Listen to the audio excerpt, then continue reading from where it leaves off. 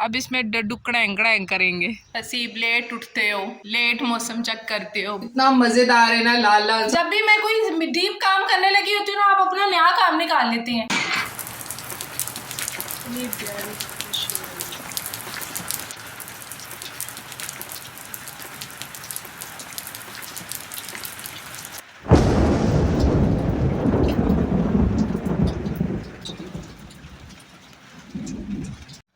नसीब लेट उठते हो, लेट मौसम चेक करते हो, बारिश हो गई इतनी प्यारी तूफानी।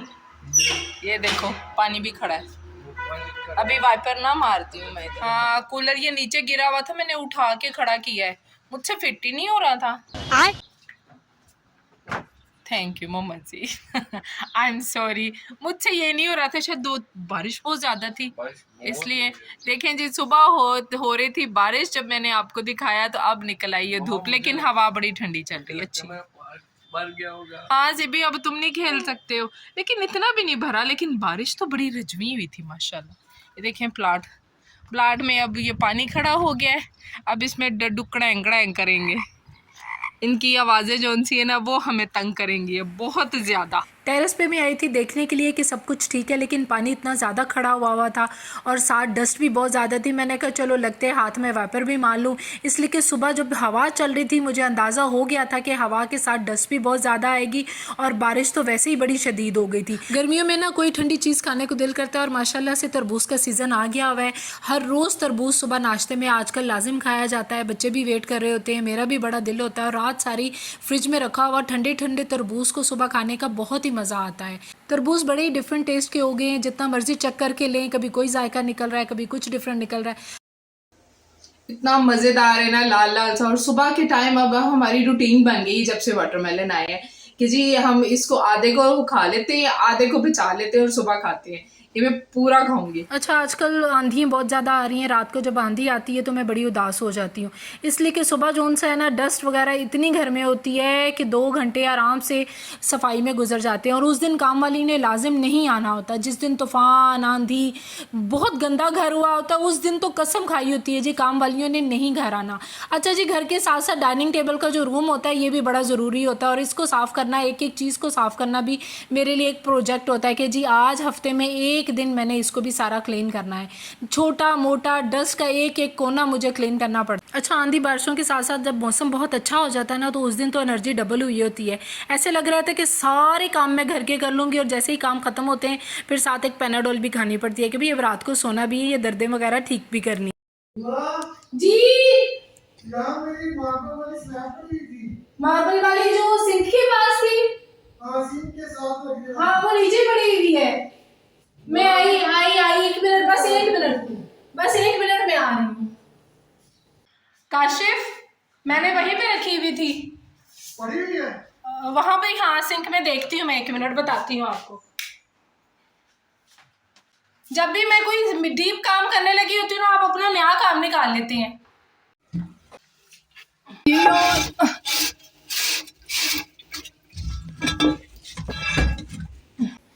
ये वाली स्लैब थी जी, कितने अरसे बाद आपने मांगी, आज क्या करनी है?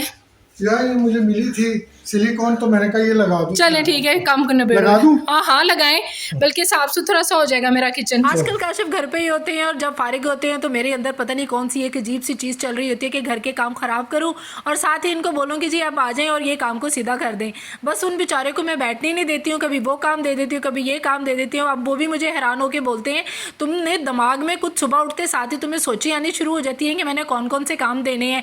पर वाकई कुछ ऐसा ही हो रहा है, कभी बल्ब खराब हो जाता है, कभी पंखा खराब हो जाता है, कभी स्लैब टूट जाती है, कभी कोई चीज़ हो जाती है। बस उनके आगे पूरा दिन चढ़ता नहीं है तो मैं काम उनको देने शुरू कर देती हूँ। अब तो वो भी दुआ करें कि जंग के सिलसिले जोन से चल रही हैं ख़त्म हो और मैं भी अपने काम पे जाऊँ, इसलिए कि बीवी ने जोन से ना घर में जंग करवानी शुरू कर दी है। मैं क्या हाँ तुसी भी जाओ, ऐ ना हो कि ताड़ी मेरी जंग हो जाए। बस इसी तरह करते कराते काशिफ को मैंने ये स्लैब दी और आके दोबारा अपने डाइनिंग टेबल को मैंने कहा नीचे से भी अच्छे से साफ़ सुथरा कर लूँ। अच्छा विंगा चिब्बा हो के कोने कोने साफ़ करने पैंदे ने, लेकिन एक दफ़ा साफ़ हो जाए फिर कम अज़ कम गर्मियों में मेरा हफ्ता गुजर जाता है, फिर हफ्ते बाद डस्टिंग स्टार्ट हो जाती है। काम वाली डस्टिंग तो करती नहीं है, करती भी हैं तो आपको पता है उतो हाथ मार के हो गई और कह दें कि बाजी मैं सफाई कर देती। इससे बेहतर है कि मैं खुद से अपना कर लेती हूँ और अच्छे तरीके से कर लेती हूँ। खुद से किया हुआ काम ना आराम से 15-20 दिन निकाल देता है। खुद की सफाई की भी 5-6 दिन निकाल देती हूँ। काम वाली तो रोज़ भी आती है तो गंद इकट्ठा होता रहता है। लेकिन अल्हम्दुलिल्लाह कमरा मेरा साफ़ सुथरा हो गया, चीज़ें मैंने अपनी जगह पे रख दी और अगला काम स्टार्ट हो जाता है। अच्छा, आज बच्चे कह रहे थे मामा कुछ बनाएं, कुछ समझ नहीं आ रही थी क्या बनाऊं, और काशिफ को भी भूख लग रही थी। आपको पता है मियाँ साहब जब घर पे हों तो उनको भूख बार बार लगती है और बार बार आवाज़ें आती हैं, कुछ दे दे खानू, कुछ दे दे खानू। मैं क्या चलो जी कुछ लब ने।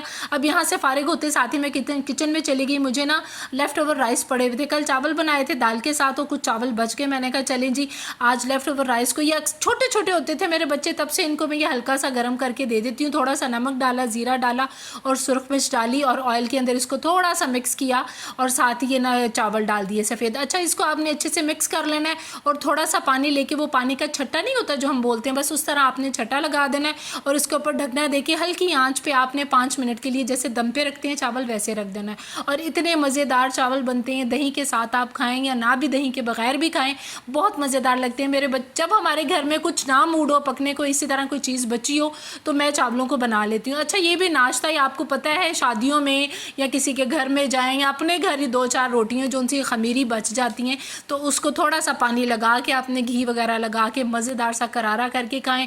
चाय के साथ भी खाया जाता है, निहारी के साथ भी खाया जाता है, पायों के साथ भी खाया जाता है और अच्छा दाल सालन के साथ भी ये खमीरी रोटी घी वाली बहुत मज़ेदार लगती है। अच्छा, मेरे अब्बू ने ये सारी चीज़ें मुझे सिखाई हुई है कि बचा अभी कोई चीज़ है ना, इसको फेंकने की बजाय घर में इस्तेमाल कर लो। मैं नहीं फेंकती, मेरे घर एक्स्ट्रा रोटियाँ आ जाए मैं तो रख देती हूँ। यहाँ पे ना साथ साथ मैं खा रही थी, मुझे क्रिस्पी सा लग रहा था, ऊपर से काशिफ ने आके मुझे डरा दिया, कहते हैं देख मैं तेरे नालों किड्डा लम्मा हुआ तो तू छोटी है। अच्छा, बीवियाँ हमेशा अपने मियाँ से थोड़ी छोटी होती हैं, पता नहीं मनु छोटी छोटी कह के कार च मनु फील होने लग पाया कि मैं बहुत छोटी हूँ, हालांकि मैं छोटी नहीं हूँ, मैं नॉर्मल हूँ। लेकिन मियाँ साहब आके जब अपने साथ खड़ा करके बोलते हैं ना तो मैं हैरान रह जाती हूँ। यहाँ पे जल्दी से जी मैं रोटियाँ बना रही थी, खाना मैंने अल्हम्दुलिल्लाह बना के फारिग हो।